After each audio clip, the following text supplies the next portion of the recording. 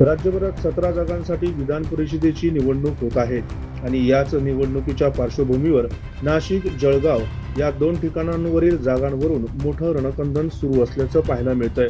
2 दिवसांपूर्वी मंत्री गिरीश महाजन आणि मंत्री उदय सामंत यांनी नाशिकची जागा ही बिनविरोध व्हावी यासाठी शक्य तितके प्रयत्न केले। मात्र अपक्ष उमेदवार असलेले गोकुळ गीते आणि प्रसाद हिरे यांच्यासोबत कुठल्याही प्रकारची चर्चा न झाल्याने गोकुळ गीते आणि प्रसाद हिरे हे दोघेही अपक्ष उमेदवार निवडणूक लढणार असल्यावर ठाम आहे।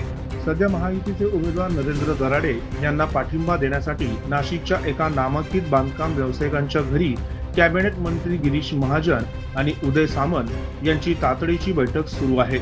या बैठकीला अपक्ष उमेदवार गोकुळ गीते यांचे बंधू गणेश गीते आणि त्यांच्या सोबत प्रसाद हिरे देखील उपस्थित असल्याची माहिती समोर आली आहे। गोकुळ गीते आणि प्रसाद हिरे यांची मनधरणी करून पाठिंबा देण्याकरता हे प्रयत्न सुरू असून बैठक झाल्यानंतर अंतिम निर्णय समजणार आहे। या बैठकीत सध्या गोकुळ गीते उपस्थित नसले तरी त्यांना बोलवण्यात येणार असल्याची देखील माहिती समजते।